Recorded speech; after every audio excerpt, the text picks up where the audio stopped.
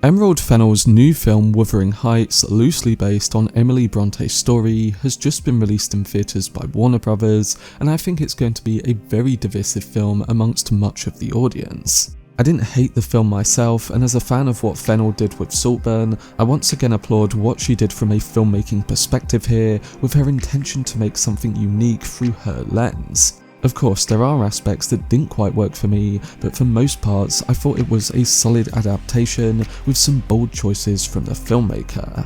So in this explained analysis, I'm going to be giving you my breakdown of the film, discussing the full plot details, the ending, differences from the book, and much more. There will be spoilers in this video, so if you haven't watched the film yet, then I would recommend checking it out before watching my analysis. Before I get into it though, if you want to see more on upcoming releases like Wuthering Heights, then don't forget to support this upload by giving it a like rating and subscribing to the channel.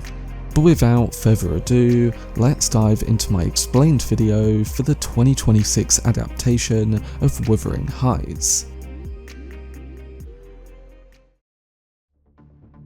So set in 19th century England, young Catherine Earnshaw grows up at Wuthering Heights, where her father brings home an orphaned boy for her to look after. She names him Heathcliff, borrowing the name from her deceased brother. The two children form an intense, unbreakable bond, much to the disapproval of their housekeeper Nellie Dean, who watches their closeness with unease. As the years pass, the Earnshaw estate begins to fall apart under Mr. Earnshaw's drinking and gambling. Catherine and Heathcliff share a fleeting but passionate moment, yet Catherine pulls away, painfully aware of Heathcliff's low social status. When Catherine discovers that their new neighbour Edgar Linton has arrived and is wealthy and well connected, she decides to pursue him. Heathcliff becomes consumed by jealousy, lashing out as Catherine openly flirts with Edgar. Edgar then eventually proposes and Catherine accepts, though she breaks down while confessing to Nellie that she still loves Heathcliff. Heathcliff overhears only the part where she belittles him, and devastated by this, he disappears from Wuthering Heights. Catherine tries to retract her acceptance of Edgar's proposal, but when she learns that Heathcliff has gone, she is completely heartbroken. After waiting a year for his return, she finally marries Edgar, believing that Heathcliff is gone for good. So Catherine settles into life at Thrushcross Grange, embracing the comfort and refinement she has always desired while living with the Lintons. 5 years go by, and although she is now pregnant with Edgar's child, her heart still aches for Heathcliff. But then, without warning, Heathcliff returns. Like in the original story, he is now wealthy, confident, and completely transformed. Catherine is eager to see this new version of him, and in the process she learns that he has brought Wuthering Heights and has moved in there. After Mr. Earnshaw's sudden death, he taunts Catherine by hinting that he plans to marry Edgar's sister Isabella. Consumed by jealousy, Catherine resumes her relationship with Heathcliff, and the two begin to have a secret affair.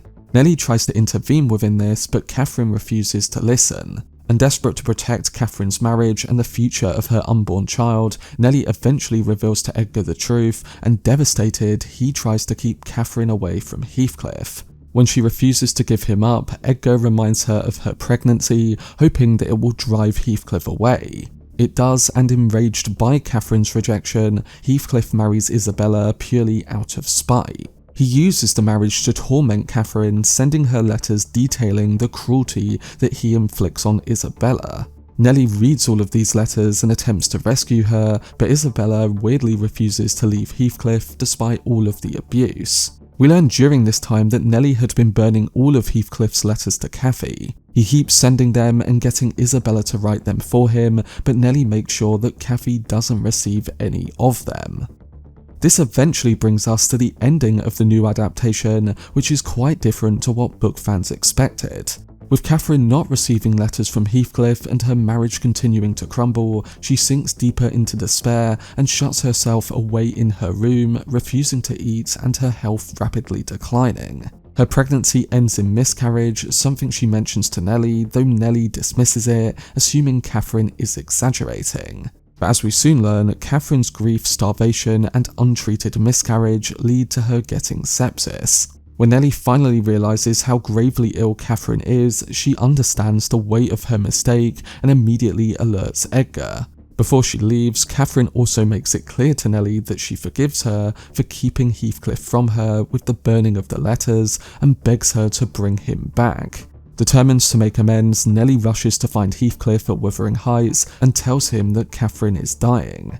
Nellie manages to free Isabella from her abusive marriage, and Heathcliff races towards Catherine on horseback but arrives too late. Catherine's body succumbs to the infection, and Edgar, who had fallen asleep beside her, awakens to the horror of her death. Moments later, Heathcliff reaches her lifeless body, clinging to her and pleading for her spirit to return to haunt him if she must, but to never abandon him. And the film closes with an emotional return to their childhood, with glimpses of the moments that shaped their tragic lifelong love. When it comes to what makes this all different from the book, the film makes several major departures, seen in the ending, the overall plot, and in how certain characters themselves are adapted.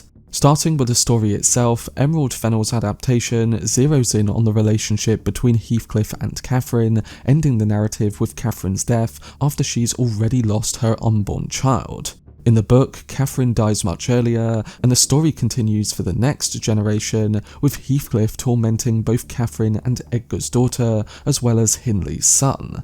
The novel is also framed through the narration of Nellie, who becomes more of a supporting character in the movie. By closing the film on Heathcliff cradling Catherine's body and vowing eternal love, the adaptation leans into a tragic romantic angle and avoids the far darker aftermath that follows in the book. There's no next generation at all, which is definitely a bold choice and one that will likely frustrate purists. The film also reimagines several characters. In the novel, Isabella is Edgar's young sister, while in the movie, she's his ward.